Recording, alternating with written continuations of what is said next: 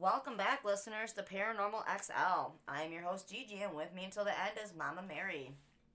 It's been an intense week. We officially launched the podcast as well as a YouTube channel, so you can follow us along our adventures. The amount of support from everyone has just blown me away. I know, it's kind of exciting. Super exciting. It's got us all pumped up and so many more ideas flowing through. It's pretty awesome.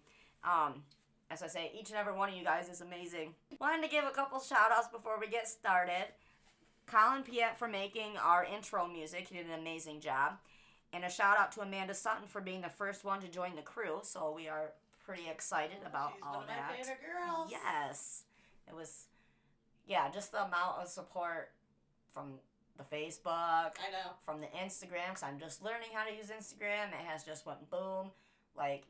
Oh man, I'm so excited to see where everything goes. Don't forget to check out our YouTube channel, like I said at the beginning of this. It's just recording of us going on adventures and whatnot. Yep. And, okay, so, I hope everybody can follow us on our YouTube channel or subscribe, because each week we will be going somewhere different to investigate and just kind of check out some haunted places or supposedly haunted, and it's going to be a good time. It will be. Be sure to check out our group page as well as our Facebook page. Yes, pretty much anywhere you can type in a search, just type in Paranormal XL will come up, because we're kind of everywhere right now because we need the exposure. So keep listening and telling your friends and your family. This week, we are continuing with the urban legends and the scary stories because there was so much we couldn't cover. And then if you did listen to the urban legend episode, it was, we needed to look more into that type of thing. It actually turned out a little bigger than what I expected. So I was like, oh. Well, there's so many different stories, and different places, different states, and different takes on the story. That's for sure. Yeah. One thing I do want to do first is hit back on the Slenderman story, but case, because some of my information that I said was not correct, so I do want to give you guys the right information on that. It is an urban legend, but with that real life case that happened with those girls, it was on May 31st in 2014, there was two 12-year-olds that lured their other friend into the woods and stabbed her 19 times in an attempt to impress the fictional character Slenderman. She did not die. Wow. Could you imagine having to survive after that and knowing that your friends did that to you? 19 times. Yeah. Not once. Not like, oh my gosh, whoops, No, 19 times, which is absolutely insane. She had crawled to the road where she was found. She recovered after 6 days in the hospital, which was awesome for her. Yeah, which she bounced back. The two girls were found not guilty by reason of insanity, and then by February 2018, convicted and sentenced to long periods in mental health institutions. But like I said, the one showed no remorse whatsoever. She almost kind of, if you look at the pictures from the case, if you look into any of it all, she just kind of had a smirk on her face in some of the pictures that they got. Now, the one did. She was... You could tell she felt bad. Yeah. It's a very... I don't know. That's why I don't want to get too much into it, because it just makes me so upset and so sad that a 12-year-old had to go through that. I can only imagine what the rest of her life is going to be like. That's But for a mythical story or urban legend, to have that much control over somebody is a very scary thing when you think about it, because of the urban legends that we have talked about, and including the ones that we haven't. like, if that got into somebody's head that deep for them to do something that horrible, like, I'm actually surprised that more people haven't blamed their horrible actions on other things. Yeah. Well, when I think about that little girl, I can only imagine what she feels like. Like, can you imagine being in that position and being stabbed, and what it feels like thinking that this is it, I'm gonna die. Well, that's just exactly. And the Slenderman, there's a creator of Slenderman. It's Eric Knudsen. He came out and said that he was deeply saddened by the tragedy and stuff like that. Like, but that was just a story that he made up. Yeah. Yeah, and wow. For that. That's mind blowing. Yeah, it is. And see, that's where we'd end up getting into psychology of things. I think psychology is very interesting to get into people's minds and stuff. Like, we just say, oh, they're crazy, blah, blah, but why? Like, I want to know why. Mm-hmm. What makes them tick? What, like, where's their morals? Where's their scruples? Well, yeah, because what makes one person unstable, something else completely different would make another person unstable. Right, because, to I don't want normal, quote, unquote, whatever person, we'd be like, oh, Slenderman, that's just, it's a scary story to tell around the campfire. You think nothing of it after you hear it, blah, blah, blah. But then, wow, a 12-year-old hung on to it and plotted, and wow, I don't know. We need to move on. I'm going to make myself very sad. But the one was sentenced to 25 years to life. So, which is wow. That's just crazy. And then the other one was 40 years to life. Maximum 40. Yeah. At least 3 years. Wow. And it says, the sentence involving at least 3 years lock confinement. That is nuts. Anyway, if you want to look more into that, you can. It's on, just type in Slenderman case into any search engine. And that'll take you there. Anyhowsen, let's get back to some scary stories and more urban legends. Have at it, Mama Mary. Well, one of my favorites, and I think we touched a little bit about this one on the last podcast, but it's the children's playground. And it's at the Maple Hill Cemetery in Hudsonville in Alabama. And it's the largest and oldest one in the state, and it was, I think, created in 1822, and it covers like over 100 acres. And what's really interesting is they built a playground near the cemetery so that the kids could go play when, the parents are visiting the graves. And so a lot of paranormal investigations have been done there. I would say that's a good concept. Not necessarily. Well, in theory, it should have worked out good. But if you start bringing spirits and stuff into it, you're going to look over and see a swinging and no children around. Well, that's what everybody started seeing. They started going by and seeing swings going by themselves. And when they would do the paranormal investigations at night, they would see orbs coming down the slides. They just wanted to play. It kind of cracks me up because it's like a cemetery daycare almost. Oh yeah. But where it really became the urban legend, because this is true. It really does exist, and where it became the urban legend is back in the 1960s. They started discovering like abducted bodies of children around the cemetery.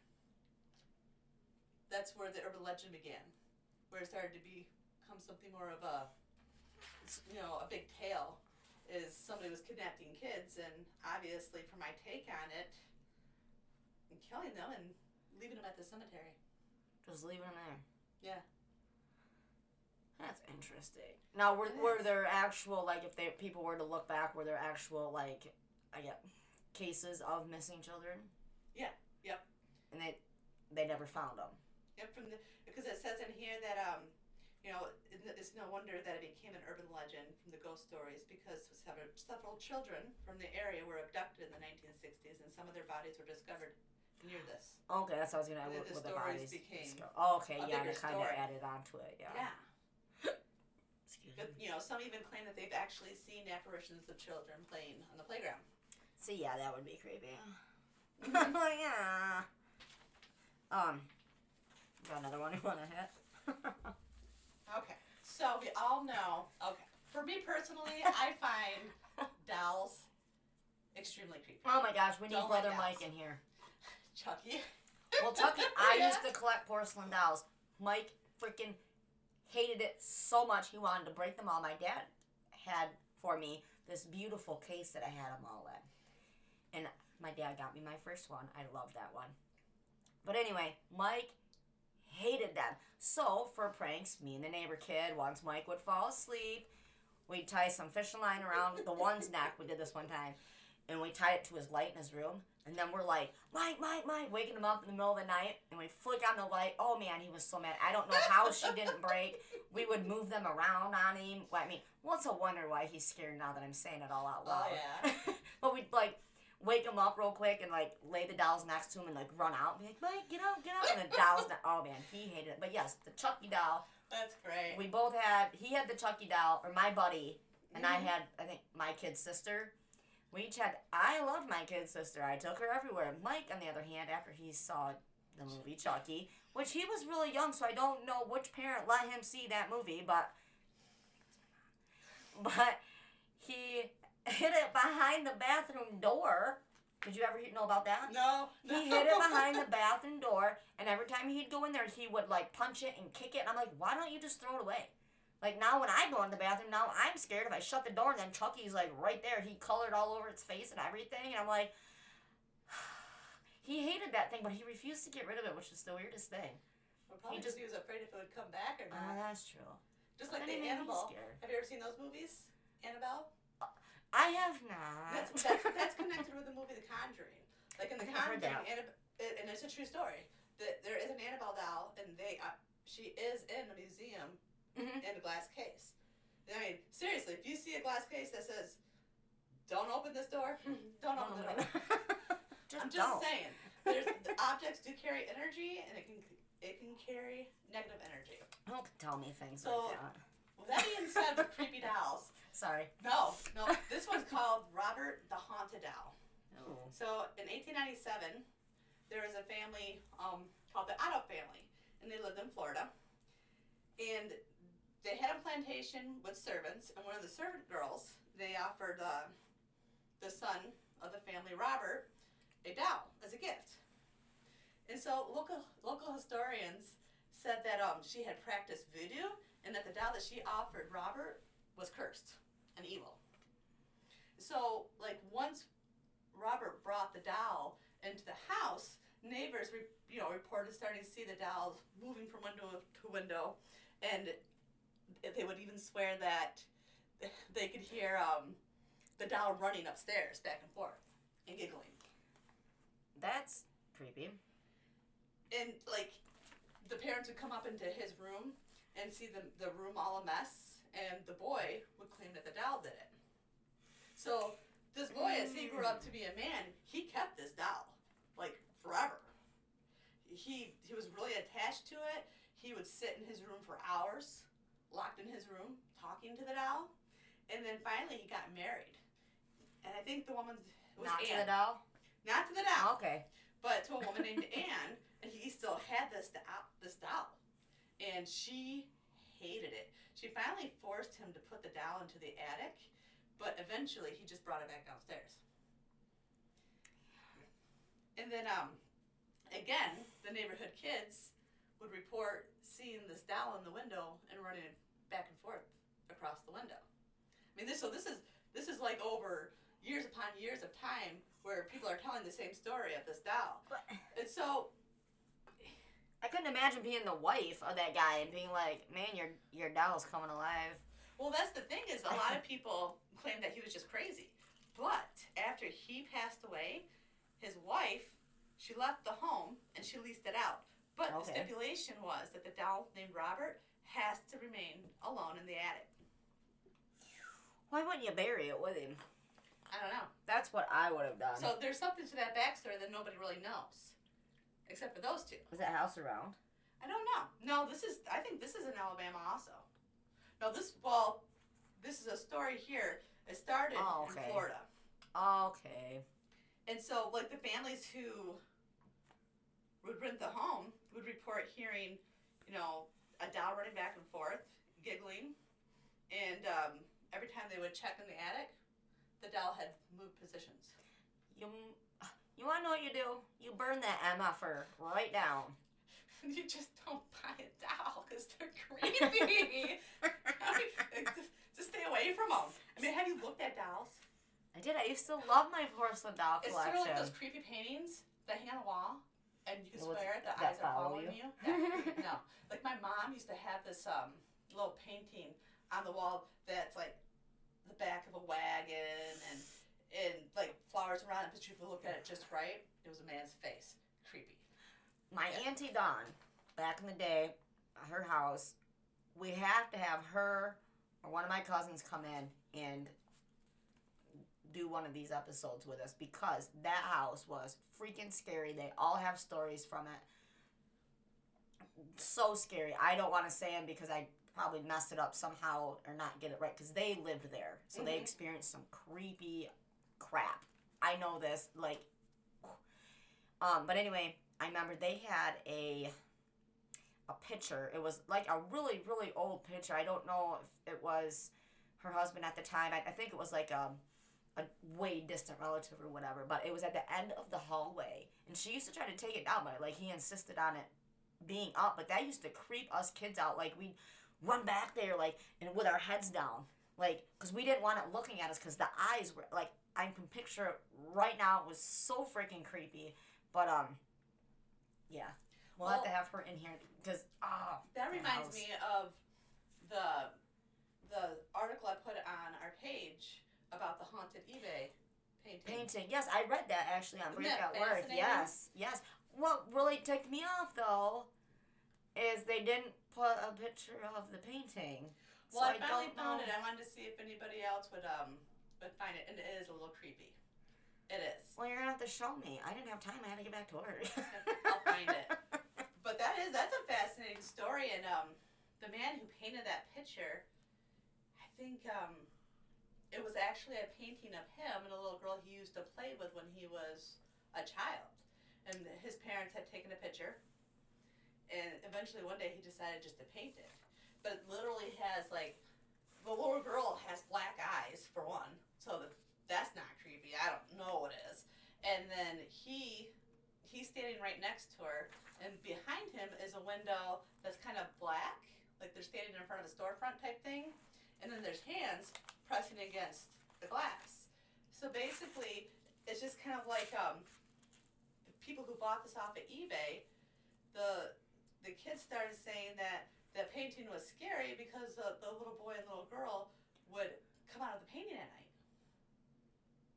And then at least 2 different people who had associations with this painting died within a year of each other. It's like after they handled it or had something to do with it. It's like a cursed painting. Where's the painting now? That I am not sure. I think from what I read it was maybe in a museum now, but it's still out there. We'll have to look into that. And a lot of people have even reported that they like just bought prints of it. It's just a general copy of it. And that when people come over to their house, it freaks them out so bad they stop coming over. Huh. Yeah, we need to look into that some more. Maybe if it's not too far away. Cool make a visit. I have one going back to some of the states that we didn't get to hit on last week. This one was kind of fun. Well, not fun because they're really not supposed to be fun. But it's a mother-daughter witch story, which I thought was kind of fun for Mama Mary and me because, again, you will find out when we do the past life readings. She'll be super exciting. I can't wait for that. Just to hear what somebody else thinks I did in my past. See how well they know my past. Anyway, this one's from Kentucky. The Witch Girl of Pilot's Knob. It was about a young girl, Mary Evelyn Ford. Says her grave feels a bit unnerving with a series of interlocking white crosses forming a fence around a pit of gravel and the bars appearing unnaturally bent in some places. Then you hear the alleged backstory. A mother and daughter both accused of witchcraft and burned at the stake in 1916. With the mother's charred remains being carried too far off location while the daughter was buried in a steel-lined coffin covered in stone and encased in crosses to prevent her escape. See, I guess I never associated like that with keeping witches in. I guess I did that for like vampires. Anyway, some have witnessed to claim tiny footprints appearing in the gravel or even a young ghostly figure trying to escape the gravesite.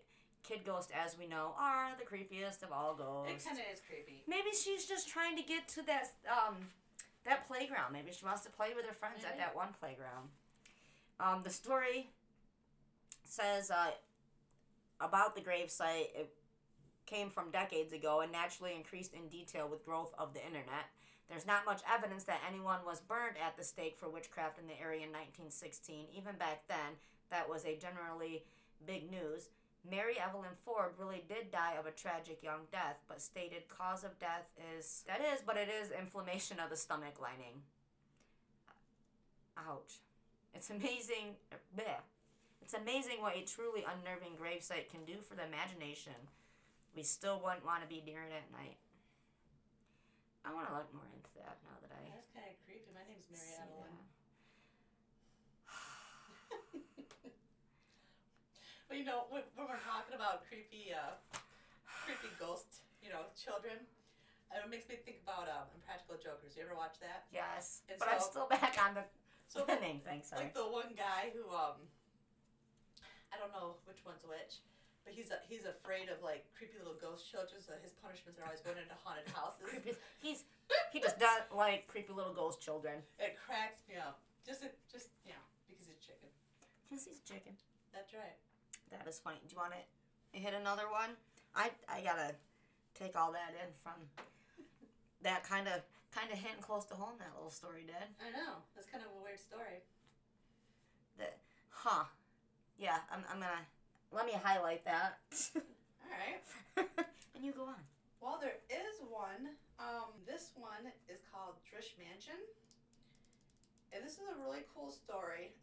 It's from the Old South in Tuscaloosa, and there's like several tragedies that happened to this family, like suicide, murder, insanity in like less than 2 generations. The first tragedy was with the daughter Catherine. She was forced to marry a man that her father chose instead of the one she really wanted to be with. She became extremely depressed after the wedding. Her husband, however, he wasn't able to handle that his wife was so depressed from marrying him, and returned her and their 2 boys to the mansion. And then he divorced her, and then she could never function after that, and so eventually, I think she just committed suicide. That'll happen. So then, the second tragedy, was Dr. Drish. He was a heavy drinker. He liked to gamble, and then he eventually drove his family to the brink of ruin. He lost everything. And then one evening, he was delirious, and he ran from the bed. He headed towards the staircase and fell halfway down the stairs and died. And then, but some of the most interesting stories about this old mansion are the ghost fires. And so, there's time, a big time was when they were going to have a special ceremony, and all of a sudden over across the way they saw one of the houses on fire. And so by the time the fire and everybody came, there was no fire whatsoever. And they had that happen quite often where they would think there was a fire, and all of a sudden there was a ghost fire. And then one of the next ones would be the niece of the place, Helen. She was murdered. Her husband was jealous. She was pretty. She was popular. And so one morning he just attacked her in the bathroom and slit her throat. Just like that? Yeah. What a jerk. Mm-hmm. But it's an extremely haunted place. Where was this again? I am listening to you, but... In Tuscaloosa. I forget which state that is. I think probably Alabama. That's where I got a lot of these stories from. They have a lot going on. I know it's in the South. So we'll have to look that up. Yeah. Or if anybody else knows, let us know. Or if you know more, interesting information.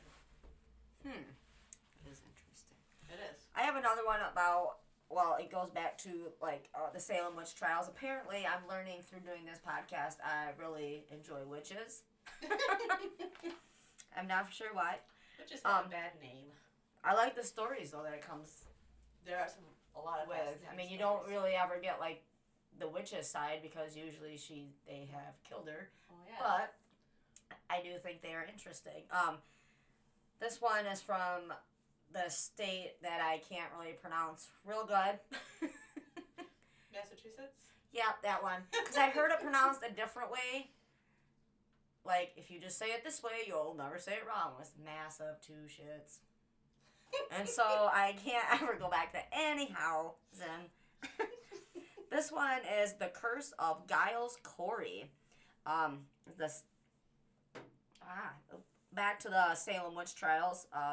They're pretty creepy enough to begin with. But the story of Giles Corey, who was slowly pressed to death under a series of progressively heavier rocks in an effort to extract a confession, is unsettling. Could you imagine? Oh. Like each time, like he went, "Tell us who you work for." No. Then they throw another rock on there, another boulder, like, and then slowly dying that way. Like, and yeah, I can only imagine. Yeah, that's horrible. But it came from the legend. Well, the legend says he uttered a curse against Salem right before his dying breath. And for generations, his apparition has allegedly appeared in the cemetery before something terrible is about to happen, including a 1914 fire that burned down a sizable proportion of the city. There has also been a series of tragedies that have hit the Salem Sheriff's Office. Starting with the 1696 heart attack that killed George Corwin 4 years after he presided over the trials. Well, I don't really know if you can link that back. I mean, he had a heart attack. Mm-hmm. But I guess I would put, or I would take that as after that heart attack, after he saw over the trials, then bad things happen. But anyway, I just thought that was interesting because, ouch, could you just imagine? No. Crushed to death, like, for a confession. Like, that's pretty expensive. That you can't give. Yeah. That's the scary thing is they're trying to pull out confessions that somebody really can't give. Right, and okay, let's say he confessed. Well, they're probably going to kill him anyway, so why not throw a what am I looking for? A curse out there before you're going to die anyway. And it probably wasn't a curse. It's probably all that negative energy holding into that ground. That's the reality, is you fed off the negative energy. So that's when you have that around you, that's what you're going to absorb. And so when you're absorbing negative energy, it makes you feel bad in general. And you're automatically going to manifest bad things because you're feeling bad. You manifest your reality. That's true. Sometimes I don't like my reality. I'm not sure I manifest that to really happen like that. I have another short one. Yeah. This is from Nebraska, Seven Sisters Road. It's a creepy road where creepy things happen. But Nebraska's Seven Sisters Road is particularly, another word I can't say, unsettling, with the legend telling of a young man who, following a dispute with his family, led each of his sisters out to 7 different hills and hung them from different trees. Oh. The precise origins of the legend are unclear, but it goes back long enough and is ingrained well enough in the local culture there that it has taken into account when making highway construction plans. Oh, wow. Yeah. That's something short, but... That's some sibling rivalry for you. Heck yeah, remind me not to find that road if I ever... Remind you not to hang any more dolls over Mike's bed. Oh, yeah. Oh, yeah. Well, good thing I'm never going to be to Nebraska. Oh, yeah. I have no I don't have any relatives there that I know of. Let's see. You got... Yeah, these are some typical like ghost stories. And I remember, being young and like listening to these ghost stories, and just you know, liking the excitement that it gives you and a little bit of fear and that unknown. But one of my favorites, maybe because my name's Mary, is Resurrection Mary, and it's probably like known as the most famous driving at night ghost story. And she was first being reported sighted at the I think it's Resurrection Cemetery in the 1930s. And a motorist reports seeing a young woman dressed in white. And then later she was reported being seen outside the gates of Resurrection Cemetery. And the witnesses, they claim that she attempts to catch a ride by jumping into the car or running or to the running board.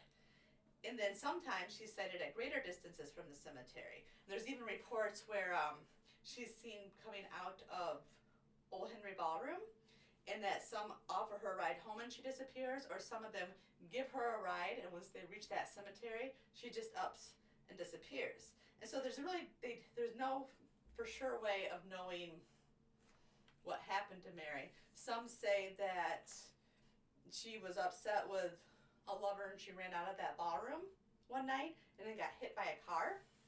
And then there's some that claim that that she was just walking home from work one day and got hit. Nobody really kind of knows the backstory of it, but there's lots of incidences where people report seeing a woman in white, and sometimes she disappears, or sometimes they offer her a ride, she gets in, she doesn't talk, and then she disappears. And that's Resurrection Mary. And I remember hearing this one when I was little. It always kind of creeped me out. I think I could remember the book, too, that I read it from. It's a cool story. That is a cool story. I do, is there another one you want to say right now? No, go ahead. Okay. So, with, I'm going to say last week when holy crap, editing's going to be fun this week. Okay, so going back to last week when we, or the Sunday when we, oh my God, what's the word I'm looking for? Launched. Thank you. Okay. You're welcome. And go. Going back to last week when we launched on Sunday and everything kind of took off and whatnot for us, so we're pretty excited, but I came in contact with a young man named TJ, and then he asked me to look into black stick men. Now, do you know anything? No, or what do I've you never know? actually even heard about it. That's all right. Fascinating. So I did look into it a little bit. I will post some pictures on the Instagram and the Facebook so you guys can kind of see what it is.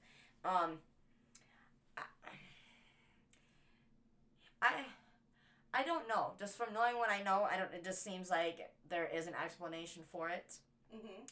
Like it would just be a shadow of something, because that's essentially what it is. Says the black stick men are a species of strange humanoid beings rarely seen by humans. They are often described as being similar to typical cartoon stickmen, making them some of the strangest beings ever encountered. So I don't know how they can call them beings if they're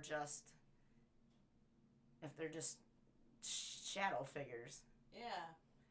But anyway, the appearance, black stickmen are often described as being exactly identical to the typical cartoon stickman, tall, thin, and black in color. They are said to move in an odd galloping motion. Some are even said to float above the ground. Supposedly, they are two-dimensional creatures, meaning they are exactly the same regardless of what angle, they are viewed from. A variant kind of enormous stickmen have occasionally been seen in the UK. Okay, here's some possible explanations. A hoax, an interdimensional traveler, a grim reaper of sorts.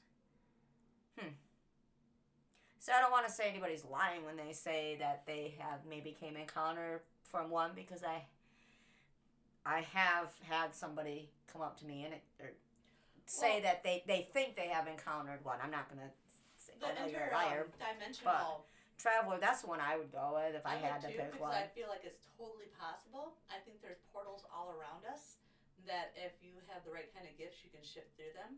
I think that's how spirit comes through and leaves. I think that's why there's some places that you can experience a great haunting with, or a lot of spirit there in general, and a lot is because there's a portal there where they shift through. Sort of like the Gun Lake area. I've always heard that that is a very, very active place, and that's why people are naturally drawn to it. They don't realize it. Have you ever noticed how many people are flocked to Gun Lake? Yeah. I mean, I know there's a lake there, but there's lakes all around us. So why that lake? Why are they so drawn I have to that lots of place? relatives that live around there. I've had people talk about maybe it was back in the 70s, and I've had this from several different people at different times talk about an incident where they really feel like they saw an alien ship there. Like everything stopped and they got out of their cars and they looked and everybody saw it. And there were several accounts of that incident from different people. And I've even had, talked to psychics and mediums who have gone to that area and say, there's a lot of that activity over there. People just don't realize it. Like there's an energy there. There's a portal that draws that there. So I totally believe in that dimensional type thing where you can shift like that.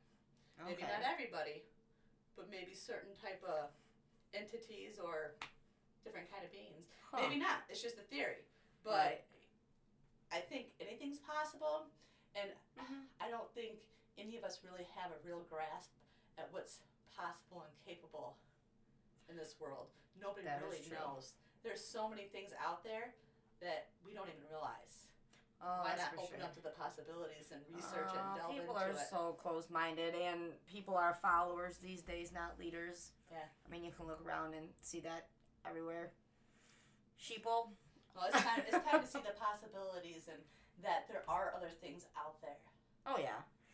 But, let's see, we do have some notable encounters that I found on the website. I'll read one or two of them. It says, in 1982, which is a good year, that's when I was born. Anyway, yeah. In 1982, when I was a student nurse at Worley Hospital, Brentonwood in Essex, England, I encountered a stick person in the grounds of the hospital as I was walking home one night. It lopped across the roadway, having been seemingly pressed up against a wall.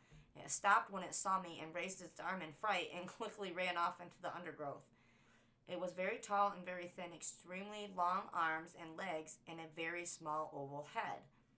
Totally black and no obvious clothing. I saw no face, even though it emerged very near a street lamp and so was well illuminated. I was terrified to this day, and no one believes me. That was from Simon Howes. We'll read one more. They're not very long. Says, my sister told me that she saw a stick man too when she was a kid. Back then, it was our aunt's funeral, and she was sitting outside the funeral when she noticed a strange stick-like person walking back and forth above the electric wiring of the pole in the front of the funeral. Above the electric wiring of the pole in the front of the funeral, that is. She got really frightened, and she told our cousin to look at it. At first, our cousin didn't believe her, but after a few minutes, she saw the stick man too, and both of them got terrified. They told our cousin's mom if she saw the stick man, and she said no. It took several hours, it was noon, until dawn before it faded away. She told the story to me, and I had doubts, but when I saw the article, I was like, wow, I never thought a lot of people saw a stick man too from around the world. I thought my sis was just simply crazy. That was Damien Castellone. I don't know about that one, but the person I talked to, he says he thinks that he may have had an encounter. He's not going to say yes or no, but I didn't do a whole lot of research on it. I may, just because, I don't know, it's kind of interesting. It is kind of interesting, and you really haven't heard about that too much. No, and so, but, sorry, for reading these out loud, though, when I was looking into Slenderman, I'm wondering if that's maybe where that guy came up with that, because Slenderman was just this tall, slender stick figure, yeah, that you would see. Yeah. And yeah, that was just a story, but is that where he got it from, was from the Stickmen? Well, it could be. I mean, every author or somebody who creates it, that story comes from an idea that was started triggered. Sort of like somewhere. Stephen Yeah. King in what movie is it? The Shining. When he Ooh. went and stayed at that hotel in Red Colorado, Rum. and because of the paranormal experiences he had while he was there, he wrote that story. That's how he came up with Really? that story. Yeah. That's interesting. Because he had his that. own experiences, and I can't remember. It's been a long time since I've read about it. I can't remember if it was seeing the two little girls or what it was, but he had experiences while he was staying there, and that's where he got his ideas from. Interesting. That would be an interesting man to talk to. Well, sort of just like when we were talking about that that 13th Floor, that movie. Oh yeah. And then that whole script ended up becoming from the Stephen King Yeah. movie. So a part of me wonders maybe he pulled that from that too. Maybe that's where the idea came from. They stayed in a hotel room and had. We need to talk to that man. I know. We're gonna get this figured out. We need to have an interview with him on the podcast. Call us. Yeah, like I'm pretty excited. I have my hopes up, but not that high. But that would be pretty sweet.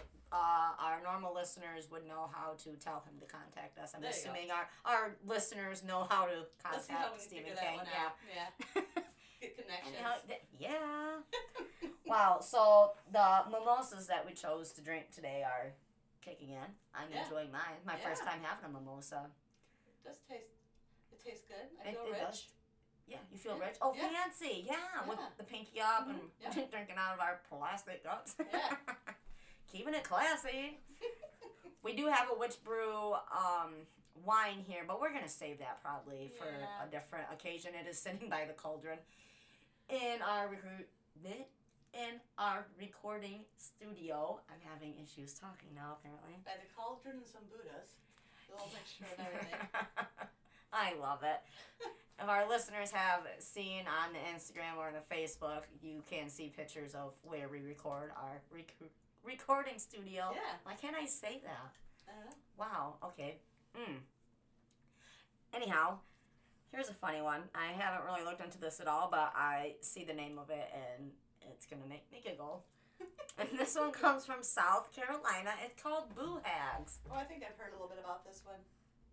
That just sounds funny. I know it does. And it says, Boo Hags basically make traditional vampires seem like Robert Pattinson vampires. Oh. And those of you that don't know who that is. Oh, vampires. Yes. I am having a block of, and I've watched them all with my daughter. Twilight series. Wow. I know, right? And I can't even keep that secret because I'm not even going to I used to edit always that pick out. on Skylar because she was like obsessed with the first movie. Yeah. I just figured it was a girl thing until I read the books, and then it was all over then. Well, yeah, that's my ex-husband and I when Destiny she was little and found out that she loved it. We're like, okay, so we ended up buying her all the movies for her birthday one year, and we're like, fine, we'll watch them with you. You know, it's doing the family thing, you know. Yeah. Well, it turned into a whole weekend thing because about halfway through the first one, we're all like, and then we. Oh my god. Yeah, it like caught us, and then we couldn't wait to watch them all. We're like, no, we are sitting here as a family. She's We're come watching over a couple these. of times, and we've had little marathons watching them. Heck yeah. Yes. It's a good weekend. It is a good weekend. Wow, we only got through the first sentence of that. Sorry. Anyway, Boo Hags. Boo Hag. They're skinless beings that creep. Skinless beings. I wonder if they sped through, was it Nevada? No, it wasn't Nevada. You're right. What state was that? The Skinwalkers. Mm-hmm. No, I think you're right. They must have flew right to South Carolina and lost their skin. Anyway, they're skinless beings that creep into people's homes in the low country, climb on their chest for a ride. Oh. What am I? Oh, and gain, So they try to take their souls? by sucking out their breath. They suck out the breath. Oh. Mm-hmm. They also have a nasty habit of tearing off a victim's skin and wearing it to keep themselves warm. Though they'll usually just leave you short of breath and tired. That's disgusting. That is custing. It's custing. It's so custing. Like, Boo Hags are a fixture of a, I don't want to torture this word. Galuha or Gigi culture. Gullah or Geechee? Oh, Gullah. Maybe? Wow. Like Gullah Island. Gullah culture prevalent in coastal low country areas populated by African American descendants of slavery. The creatures are among the most terrifying and unsettling among a rich folkloric history, yet seem tame when compared to the true atrocities of the region that birthed them. This is like giving me anxiety thinking about this. That was a horrible cool, one. But like, I just wanted to say boo hags. I didn't really want to know. It does kind of roll off the tongue, doesn't it? Boo hag. Boo hag. You boo hag. We start calling each other those things. Hey, boo hag. What, boo hag? You want to come over for some wine, boo hag? You stupid boo hag. Oh, that was a low blow. I know. That's funny.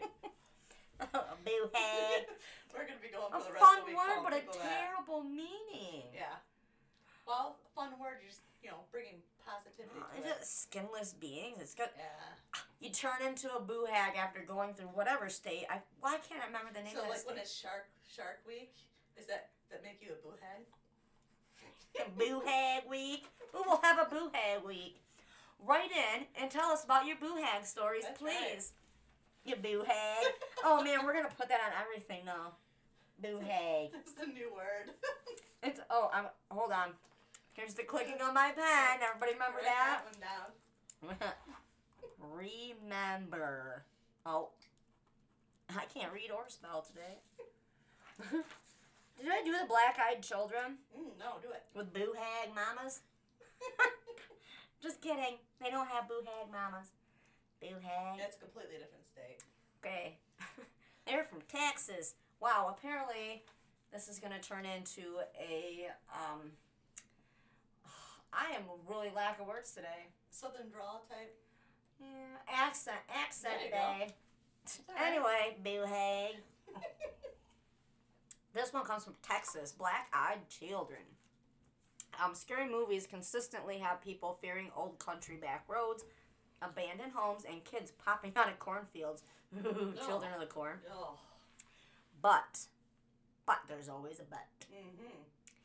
But the black-eyed children are known to be seen wandering around totally normal, non-threatening locals like the Walmart, parking lots, and the Sonic drive-ins.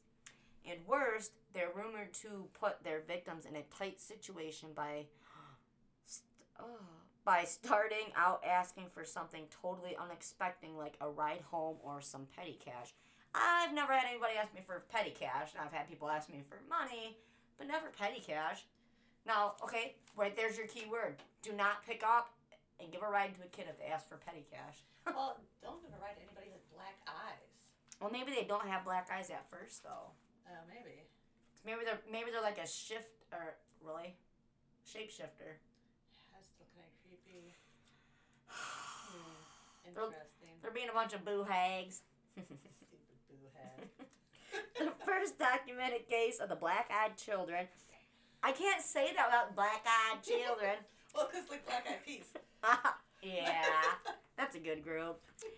Came in 1996 from reporter Brian Bethel, who had pulled his car into the parking lot of an Abilene movie theater to use the bright marquee light to write a check. Who writes? Oh, it's 1996. Yeah, they still wrote checks in 96. While filling out the check, two young kids, who Bethel claims were between 9 and 12, approached the car, knocked on the window, and asked for a ride home to grab cash to come back to the movie. The children, who totally unnerved Bethel, claimed they didn't have a gun. Weird, right? That is weird. It is. I'm like between the ages of 9 and 12. I'm not a boo hag. I do not have a gun. Can you give us a ride back to our house? I'd probably be like, no. Before making eye contact and revealing coal black eyes that Bethel later described as the sort of eyes one sees these days on aliens or bargain basement vampires on late night television. Oh. So moral of the story is, don't be a boo hag. Don't go speeding through the states. And don't pick up children with black eyes. Ugh. No. Some of these, after reading them like out loud, it's they kind of like you can link them back together. Almost. If you've noticed, it's sort weird. of like they carry together and they're connected. Like each place has a similar story, but their own version. Yeah. Ooh. See, I don't know. This one's gonna be new for all of us. We'll read it though because it's got my nephew's name. That's great. And he's such a boo hag. He's gonna love me for this, Yeah, right? Hey, Tater! Okay, this one's from Vermont, the Hayden family curse. Dun dun dun! That's right there. Okay. You know a curse is serious when it takes down an entire lineage and still manages to bother people after everyone else is dead. William Hayden was a wealthy landowner in Albany, Vermont in the early 1800s, but he never repaid his even wealthier mother-in-law for loaning him some major funds over the years. After much complaining, she became mysteriously ill, accused William of poisoning her, and with her dying breath said, "The Hayden name shall die in the third generation, and the last to bear the name shall die in the poverty." Huh. What a boo hag. Yeah. She's a little bitter. The Hayden family barely made it another 100 years after being plagued with financial catastrophes and illness. Phantom music, mysterious lights, and other assorted paranormal activity is said to haunt their estate in Albany, along with the ghost of vengeful mother-in-law, too. She is really mad at this guy. Mother-in-laws can do that. Yeah. I like my mother-in-law. I think she's a sweet woman. And I don't know if she's listening or not. I can throw that out there. She's my future mother-in-law. I'm getting ahead of myself. Well, still, it's the same. But I'm pretty excited. Not all the mother-in-laws are bad. No. This one was. I would say she goes under boo hag. It sounds like it. Mm-hmm.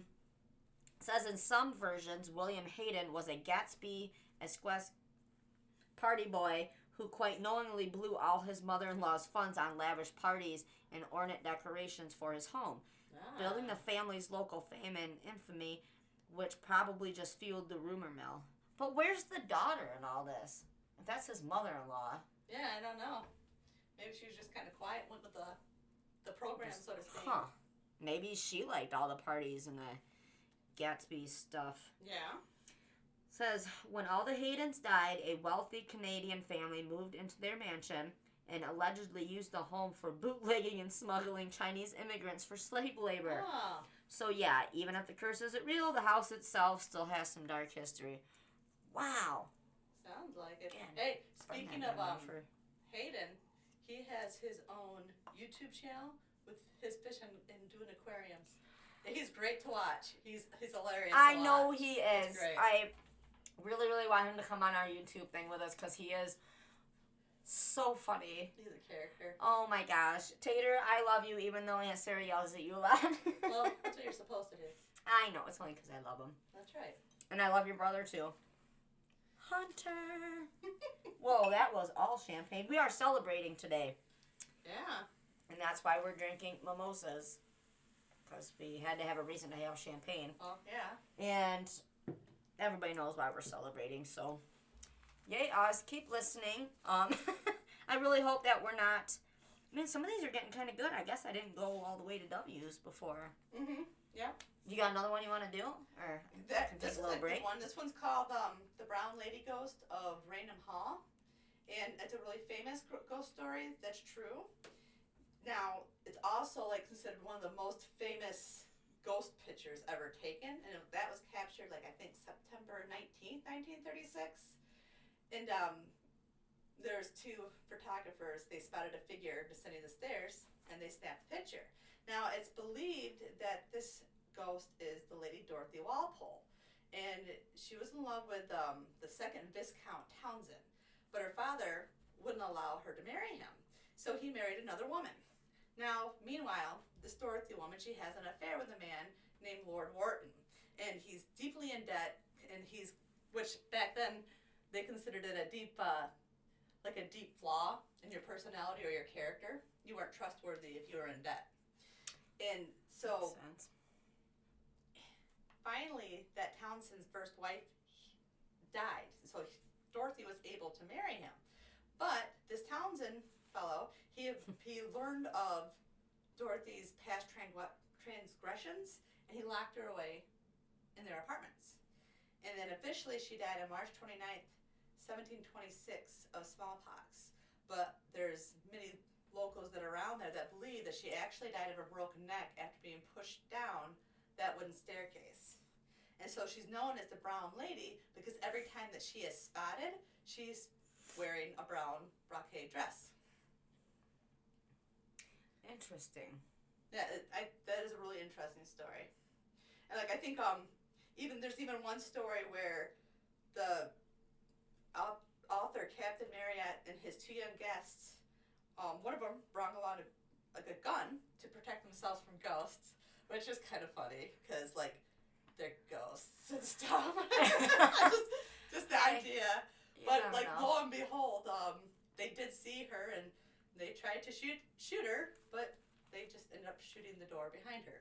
I thought about that, and I'm like, I can't carry to go ghost hunting because what's that gonna do for me? Absolutely nothing. We'll do one more here, and because I'll make this one shorter than last week, because last week went like. Went a while. Yeah, but it went awesome. It was sweet. But we need to get out there and start recording for the YouTube too. So we'll end with the story-wise anyway, with one from Washington. And then you can read your passage. You got a passage today? Oh, not today. Oh, not today? Mary! I know, right?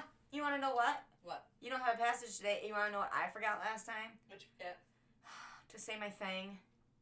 Don't yuck somebody else's yum. I was thinking about that all week. I was like, how could I forget that? But anyway, so you guys will hear that again after this. Anyway, we will. Okay, this one's from Washington. It's the 13 Steps to Hell. Basically, the opposite of the Zeppelin song. What?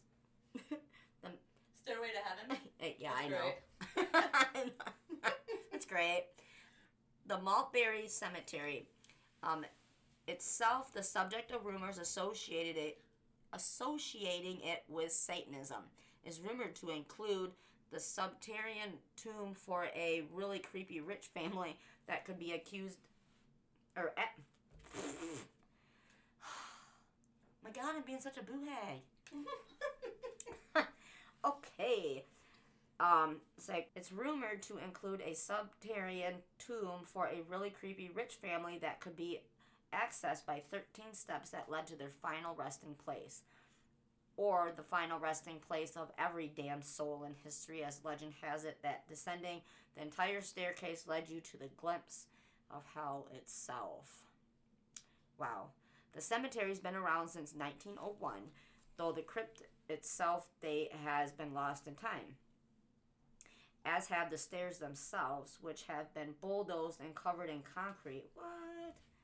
That hasn't stopped curious paranormal investigators from trespassing on the secluded private property, allegedly showing up at the cemetery at night, eager to unearth it via nocturnal excavation missions and being greeted by the cemetery's others' aspirations. That reminds me of that creepy movie, The Exorcist. You know which one I'm talking about, when it has the stairs that are going downstairs? The stairs going downstairs. Like, it goes down like in the movie, and I think I think it's the one where in the end he dies on them. It's been a while since I've seen The Exorcist. But I remember them talking about when they were making that movie, they felt like those stairs were cursed because there was a lot of accidents that happened on those stairs. Oh. So it kind of reminds me of that. That's interesting. It is. So, So I'm thinking for like next week, I think we should talk about like supernatural creatures. like the Yeti? Yeah. Like that's okay. Yeah, I've had a lot of requests for that actually. Yeah, we could probably do that. Well, just like there's one I was looking things up, and there's like a sort of Loch Ness monster they think is in Lake Superior. Really? And the only reason that like piqued my interest is because one night I was staying at my friend's house, and they have a cabin on Lake Superior. And I know this wasn't that creature, but I remember us sitting out there by the bonfire and something swimming by, and it was really long, and it was kind of creepy. Yeah, and so my mind wanders. I'm like, oh yeah, it was like the Loch Ness Monster or something like that. But I think it really was just a big water snake. Oh, but then when I was looking stuff up, they do have a story. I'd have to look up the name again. I think the name starts with a P, but in Lake Superior, they do think they have a water monster. So things like that, I think that would be cool to research it. Yeah. So, that would. Yeah. I think Ethan might be able to help us with some of that. He watches the YouTube a lot, and he shouldn't, but he absorbs that information, and like when he wants to have a conversation about something, he'll watch like a YouTube video on it first, and then like come to me with this information, talking like a little grown man that knows what he's talking about. It's the cutest thing. But he's asked me stories about things that like he's obsessed with the megalodon, and wants to know if that was ever real. Now there's some people that say yes and they found things, then some people are like, no, it's a hoax. Mm-hmm. So yeah, that might be interesting to. Yeah, that'll be cool to talk about. I don't like sharks. That's one of my biggest fears. Sharks and tornadoes. And people are like, have you ever seen Sharknado? And I'm like, I can't help what my fears are. They just are. But anyway, this is episode 4. And thank you all for listening. Again, email us questions, comments, concerns even. Yeah. Even personal questions. Maybe you want Mama Mary to try to answer for you. Tell us what we're sucking at. Give us some, what's that called? Some, criticism. Feedback. Yeah, we need a feedback. Is that the same thing as a whole bag? Boo-hey. Constructive criticism. Yes, thank you. Constructive criticism. Probably people are going to say, wow. Maybe you guys want to practice a little more before you yeah, but that takes the fun out of it. If you're not, we do, what we're talking about is some of it's serious or supposed to be scary, but this is our own twist on it. Mm-hmm. We're just letting you guys into our conversations, because when we do get together, even when we're not recording, we still do talk about paranormal stuff because it's something that we enjoy talking about. But anyway, email us. It's paranormalxl@writeme.com. Like I said, questions, ideas. Send us your ideas. It'd be great. Join our group, our paranormal group. Oh, yeah. On Facebook. Be part of the PXL crew. Mm-hmm. We will get more information on that shortly. We've got some more things in the works this weekend to get us set up. So if you follow us on Facebook or Instagram, you will be able to know what the heck that even is. It's exciting. We do have a couple people added to the crew, which I was super excited about. Yeah, it's been less than a week, so that's pretty awesome. Say, subscribe on YouTube. Also, don't forget to subscribe on any listening app that you are listening to us on, like Stitcher and whatnot. You can subscribe. That way you're not missing any of the episodes. But especially YouTube, that's going to be a fun one, I think. That's just some extra we kind of wanted to throw out there. Because it's one thing to listen to us talk about the paranormal stuff, but if it's something that we're talking about and we can actually go investigate it, I wanted to take you guys all with us versus just talking about it on episodes. So this was today I want to go to that Quaker cemetery that's over in Nashville on Guy Road. It's a very old cemetery, obviously, because it's a Quaker cemetery. But the one thing that drew me to going to look at that cemetery at all is I remember driving by and getting a feeling that I needed to go there, and I saw a bunch of crows take off flight when I started thinking about it and fly towards the cemetery. And the moment that I drove up there and I sat, all of a sudden a little girl started communicating with me and showing me herself by the tree in the very far back, and she really didn't say much. All I got really from her was that she was standing there and waiting for something, and that there's nobody there to talk to her. She's just waiting. So we're going to go talk to her? Yeah. She's not boo-hag, is she? No. Because those sound scary. No. That's what I'm going to call people that I... A boo-hag. Yeah. It's going to be a new word. I say, not that I don't like, because I like everybody, but that I just don't want to talk to. But anyhow, then. Okay, this episode will come out shortly after that. So will the YouTube video. So go check it out. Like I said, type in Paranormal XL on anything you can. That's going to bring us up. We do use the same picture, so as long as you see it say Paranormal XL, it's got the little ghostly hands. Mm-hmm. That is us. So we are one more thing. Oh, yeah. Do not yuck someone else's yum ever. I said it. I'm so proud of myself. All right, guys. Thank you so much for listening. Yeah, we'll talk to you next time.